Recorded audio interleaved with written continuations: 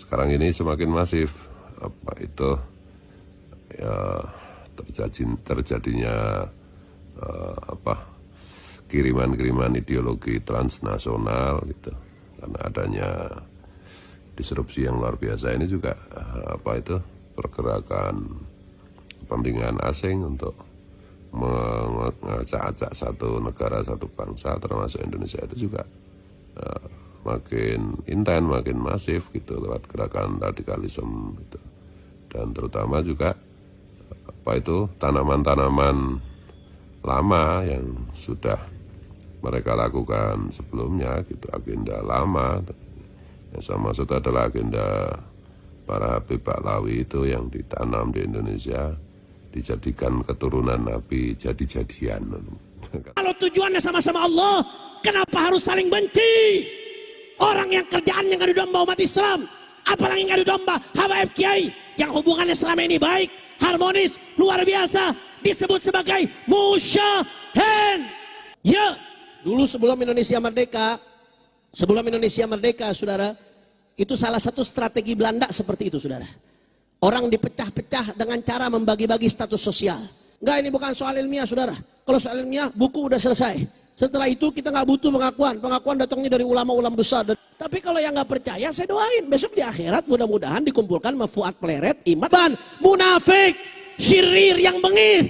Ya ba'du syiqaq yang kerjaannya menebar perpecahan di tengah umat. Wa yuqidu naral adawati bainal mutahabbin, yang kerjaannya menyulut api permusuhan di antara orang-orang yang mencintai karena Allah Subhanahu. Itu musyahin, hati-hati saudara. Muslim sama muslim, adem-adem aja diadu domba, ayante. Kadang-kadang ormas sama ormas, saudara, sama-sama muslim diadu domba, ayaloba. Kadang-kadang majelis sama majelis, saudara, sama-sama muslimnya, sama-sama anak majelis, tapi ngelihat saudaranya yang beda majelis, kayak ngelihat kafir harbi, saudara. Benci, ada ketidaksukaan. Ente ngaji apaan di majelis sampai benci masih sama muslim, saudara? Apa yang kita pelajarin di majelis? Majelis itu perantara kita menuju Allah. Kalau tujuannya sama-sama Allah, kenapa harus saling benci? Betul?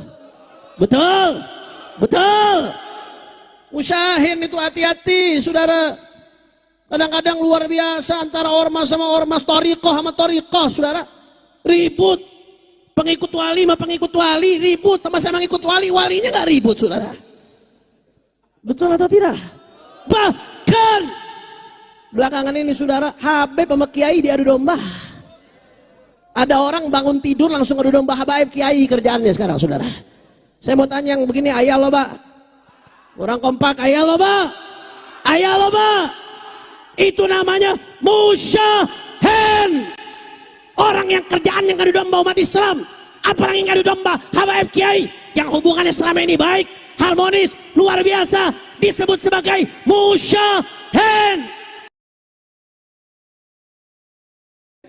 Makanya kadang-kadang saya nggak habis pikir, Masya Allah, ada apa ini, saudara?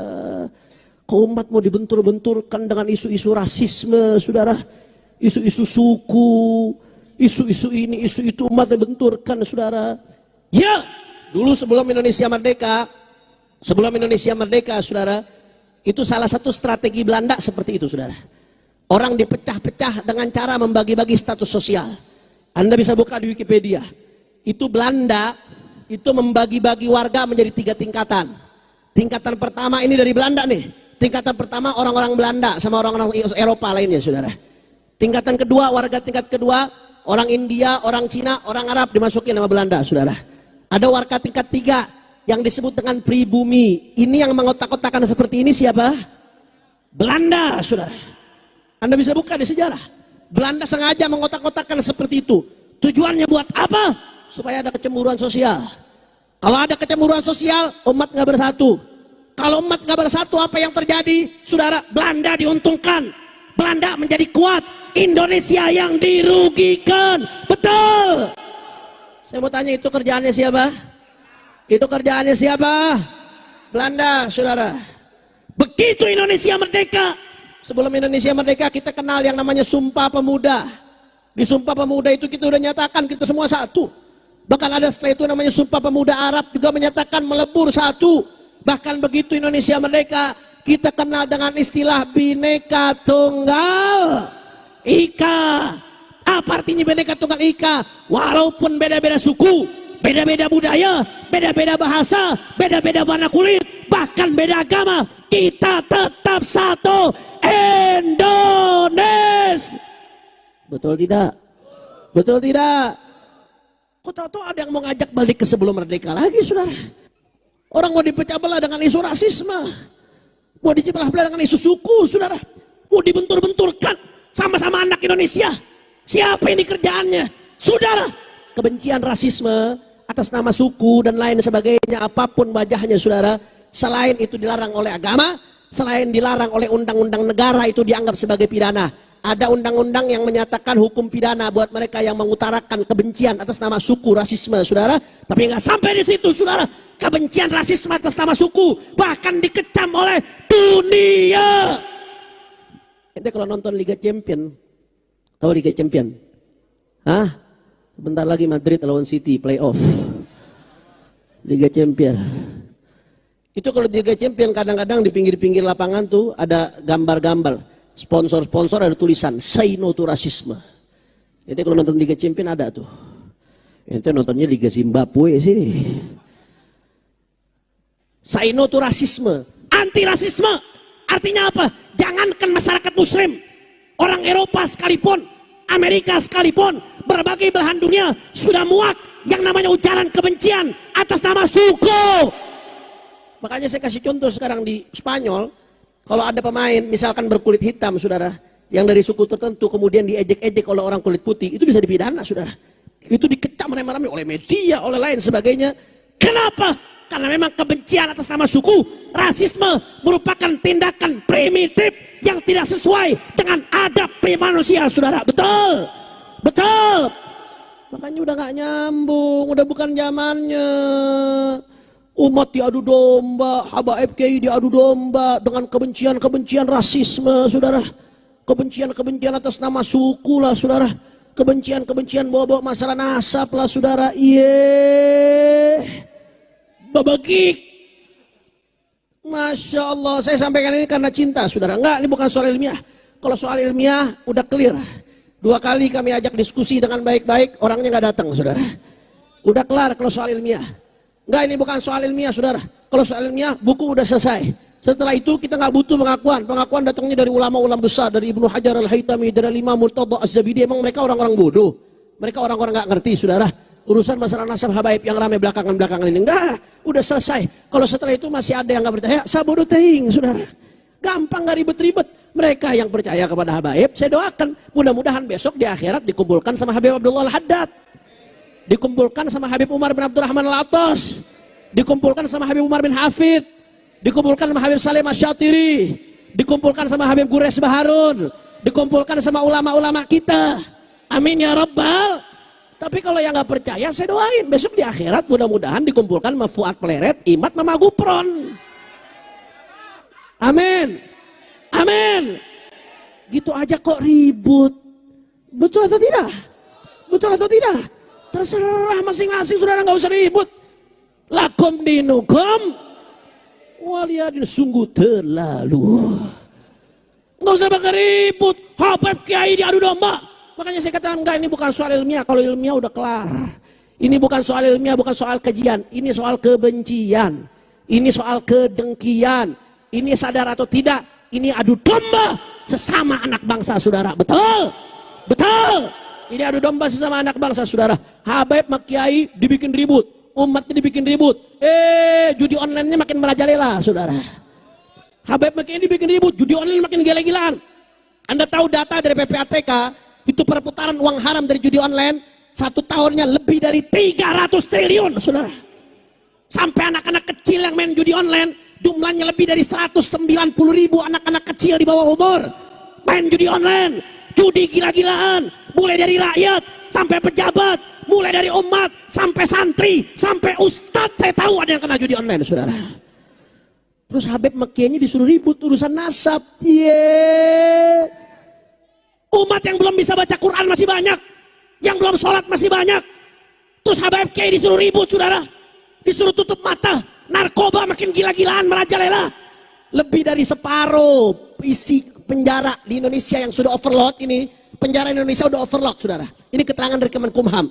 Penjara di Indonesia itu sudah lebih di atas muatannya. Kalau satu penjara muatannya harusnya 10 orang satu kamar, jadi 20 orang bisa-bisa satu kamar, saudara. Saking overloadnya. Lebih dari 50% isi penjara di Indonesia itu adalah kasus narkoba. Luar biasa. Terus Habaib Kiai disuruh ribut urusan nasab, saudara. Diadu domba urusan suku, rasisme. Apa ini, saudara? Kegilaan macam apa yang kita lakukan? Siapa dalang di balik ini, saudara? Habaib Kiai disuruh ribut urusan nasab. Korupsinya makin gila-gilaan. Lu gila, saudara. Korupsi 271 triliun. Penjaranya 6 tahun setengah. Edante. Korupsi 270. Orang Kuningan tahu 271 triliun. Itu 271 triliun kalau dibeliin seblak, Kuningan tenggelam seblak, saudara. 271 triliun. Penjaranya 6 tahun. Saya mau tanya orang Kuningan. Ente dikasih 271 triliun. Di penjara 6 tahun setengah. Mau nggak? Wah, tampang-tampang napi deh. Habaib Kiai diadu domba. Uang negeri dirampok. Korupsinya makin gila-gilaan. Habaib Kiai diadu domba. Laut dipagerin, saudara. Tahu Firaun? Tahu Firaun? Sejahat-jahatnya Firaun gak pernah magerin laut merah. Laut dipagerin. Air ada sertifikatnya. Edante. Ente kalau ketemu kali buru-buru sertifikatin, saudara. Sebelum disertifikatin orang. Ini gak main-main urusan kedaulatan rakyat, kedaulatan bangsa, kedaulatan negara. Anda tahu, saudara, pantai, yang namanya pantai itu kalau dikuasai, saudara, keluar masuk negara lewat bandara bisa diawasi. Keluar masuk negara lewat pelabuhan bisa diawasi, saudara. Tapi kalau keluar masuk negara, pantai dikuasain sepanjang-panjangnya, siapa yang bisa menguasai kalau dia keluar masukkan senjata, saudara? Siapa yang bisa menguasai kalau ada yang keluar masukkan narkoba, saudara? Siapa yang bisa mengawasi kalau ada yang mengeluar masukkan obat-obatan terlarang, saudara? Ini soal kedaulatan negara. Kita cinta NKRI. Kedaulatan kita mau diobok-obok. Pantai kita mau diampok. Tapi Habaib Kiai diadu domba. Disuruh ngurusin hal yang tidak penting. Musyahin. Ini namanya musyahin. Orang yang seperti itu kalau nggak tobat minta ampun sama Allah Subhanahu wa taala, besok malam nisfu Sya'ban nggak dapat rahmat dari Allah Subhanahu wa taala. Mudah-mudahan semua yang seperti itu dikasih taufik dan hidayah oleh Allah taala. Assalamualaikum, salam sejahtera untuk kita semua. Om Swastiastu, Namo Buddhaya, Rahayu. Semoga semua makhluk berbahagia. Salam Pancasila Merdeka. Saya sepil ya, karena banyak yang tanya gitu mengenai apa sih sebenarnya pembicaraan rahasia saya berdua dengan Kiai Imad gitu. Ya, sebenarnya intinya itu gini, terlepas dari alhamdulillah bahwa dalam 2 tahun ini paham kesetaraan, kebinekaan kita bisa sebarluaskan bersama-sama dengan luar biasa gitu, yang terkait dengan terutama pemalsuan nasab Nabi yang dilakukan oleh para Pahlawi gitu. Jadi kira-kira hampir 2 tahun ini diskursusnya udah luar biasa, masih berkembang. Namun demikian saya dan Kiai Imad itu berpikiran bahwa rasa-rasanya belum cukup dengan pergerakan ini dalam kerangka kita lebih menjaga Pancasila dan Bhinneka Tunggal Ika gitu. Ya memang teman-teman sudah melakukan banyak gerakan, termasuk banyak terbentuk laskar gitu. Salah satunya yang paling fenomenal tentu saja PWI gitu ya, Perjuangan Wali Songo Indonesia di bawah kepemimpinan Gus Abbas, Kiai Imad dan yang lain-lain itu.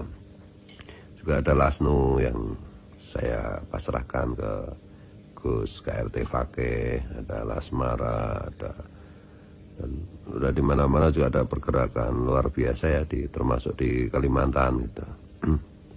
di Sulawesi, di ini. Namun demikian perlu akselerasi itu ditingkatkan gitu.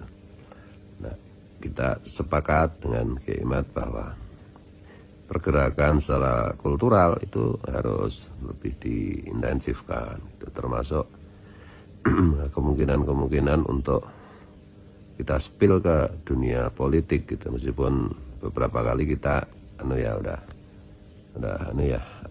ketika Pilpres kemarin gitu misalnya kita bisa istilahnya menunggangi isu politik untuk kepentingan kebangsaan gitu. Jadi kalau biasanya politik itu menunggangi, alhamdulillah kemarin tuh pergerakan kita itu justru kita bisa menunggangi politik praktis untuk kebutuhan politik kebangsaan, untuk kebutuhan kejayaan Pancasila. Karena bagaimanapun juga sekarang ini semakin masif terjadinya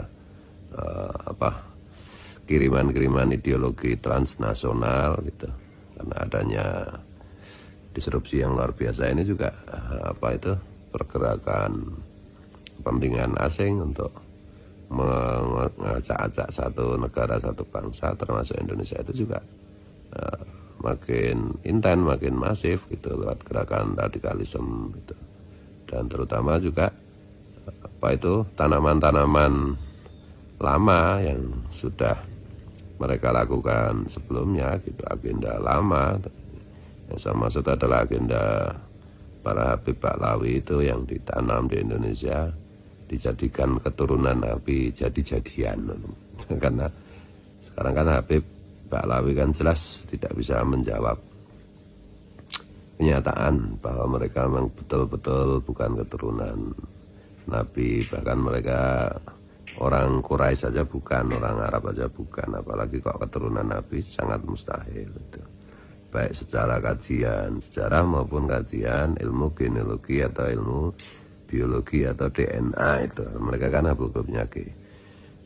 Namun demikian kita melihat bahwa secara akademik mereka itu sudah batal sebagai keturunan Nabi, tapi tetap saja mereka menginfiltrasi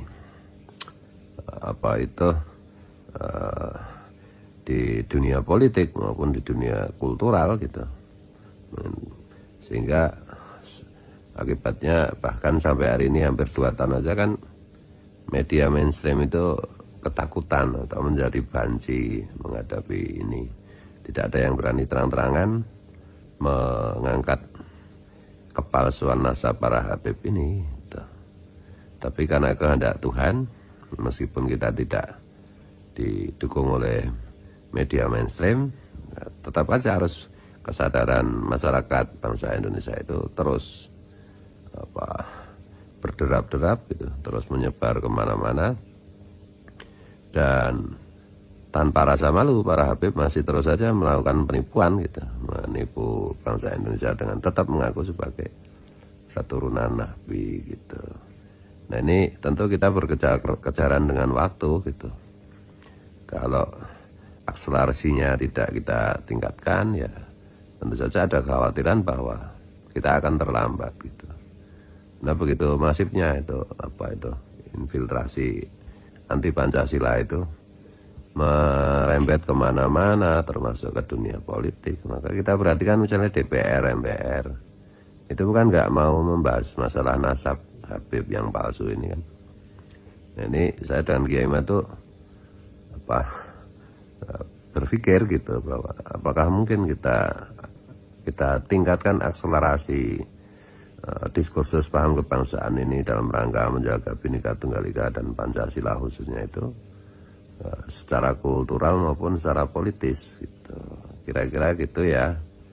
Nah ini tentu saja silahkan dimaknai sendiri-sendiri dan mari kita bersama-sama memikirkan ini, karena yang penting itu bukan Kiai Imad atau Mas Sugeng Sugiharto, Dr. Sugeng Sugiharto atau Prof. Menakam Ali atau saya atau Gus Abbas atau yang lainnya gitu. Tapi kebersamaan kita sebagai bangsa. Karena kita hanya benar-benar mengandalkan pertolongan Tuhan yang Maha Kuasa, pertolongan Tuhan yang Maha Benar, pertolongan Tuhan yang Maha mengasihi, terutama kepada bangsa kita selama ini. Dan ini jangan sampai kita kendor, karena ini demi anak cucu.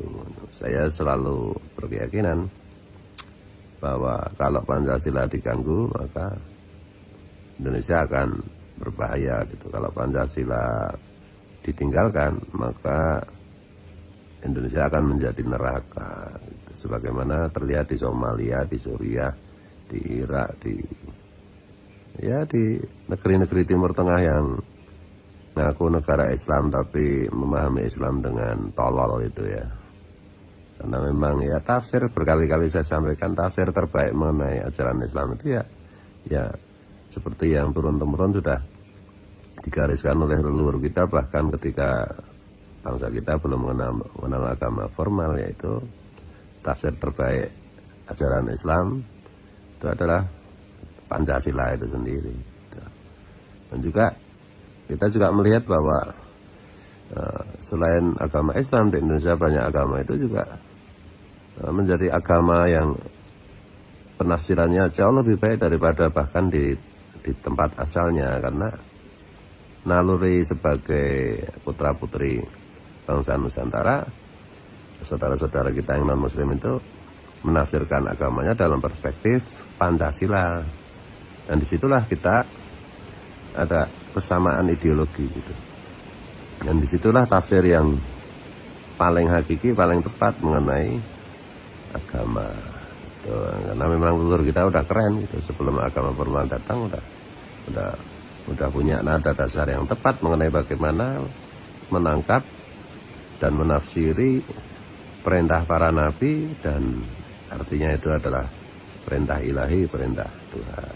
Wallahu muwaffiq ila aqwamit thoriq. Mohon maaf, mohon ampun, banyak keliru, banyak salah. Assalamualaikum. Om Swastiastu, Namo Buddhaya, Rahayu, Salam.